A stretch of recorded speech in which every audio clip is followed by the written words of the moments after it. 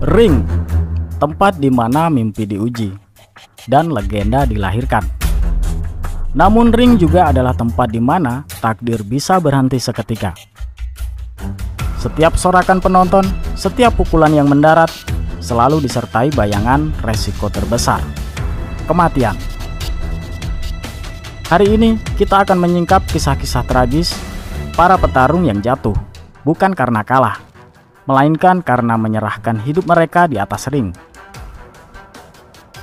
Olahraga tarung adalah salah satu cabang paling tua dalam sejarah manusia. Dari Kolosium Romawi hingga arena modern, satu hal yang tak pernah berubah. Pertarungan selalu mengundang sorak dan darah. Tinju, Muay Thai, kickboxing, MMA, semuanya berlandaskan satu hal. Siapa yang bertahan, dialah pemenangnya. Namun di balik kejayaan, tersimpan fakta yang sering terlupakan. Setiap pertarungan bertaruh nyawa. Sejak abad ke-20, lebih dari 1.000 atlet tinju tercatat meninggal, baik di dalam ring maupun beberapa saat setelah pertandingan. Itu belum termasuk Muay Thai, kickboxing, dan MMA yang sama kerasnya. Bagi penonton, sebuah knockout terlihat spektakuler. Tapi di balik layar, itulah momen ketika otak petarung berguncang, saraf meleleh, dan hidup bisa berubah selamanya. November 1982,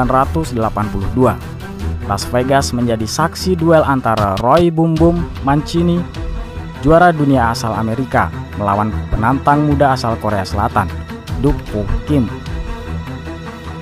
Laga berjalan brutal. Ronde demi ronde, keduanya saling menghajar, menolak menyerah.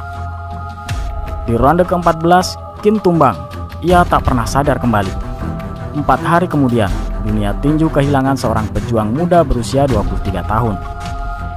Tragedi ini mengguncang dunia. Federasi Tinju akhirnya memangkas jumlah ronde dari 15 menjadi 12. Perubahan yang berlaku hingga hari ini. Namun harga dari perubahan itu adalah sebuah nyawa yang tak akan kembali.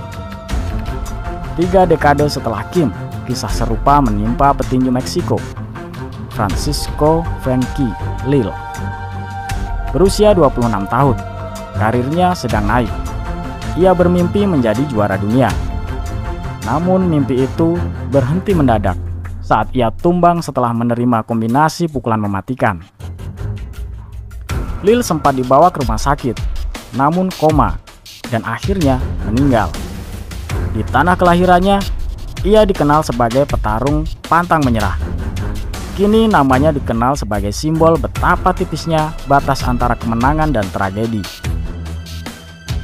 Februari 2018, di Inggris, Scott Westgard baru saja meraih kemenangan angka. Dengan wajah ramah, ia tersenyum dalam wawancara pasca laga. Tak ada yang tahu, itulah senyum terakhirnya. Beberapa jam kemudian, ia meninggal akibat cedera otak yang diderita saat bertarung. Scott bukan satu-satunya. Dalam beberapa dekade terakhir, sejumlah petarung Inggris lainnya juga kehilangan nyawa di ring.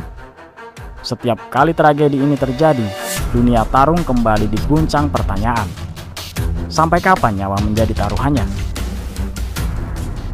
Kematian di ring selalu meninggalkan luka, tidak hanya bagi keluarga, tapi juga bagi olahraga itu sendiri. Setelah kasus Duk Woo Kim, dunia tinju merombak aturan. Ronde dipangkas, jeda antar pertarungan diperpanjang, pemeriksaan medis diperketat. Namun meski aturan diperketat, tragedi terus berulang. Karena pada dasarnya, setiap olahraga tarung adalah ujian fisik ekstrim. Otak manusia tidak diciptakan untuk menahan ribuan pukulan. Lalu mengapa, meski tahu resikonya, para petarung tetap maju? Jawabannya sederhana, cinta.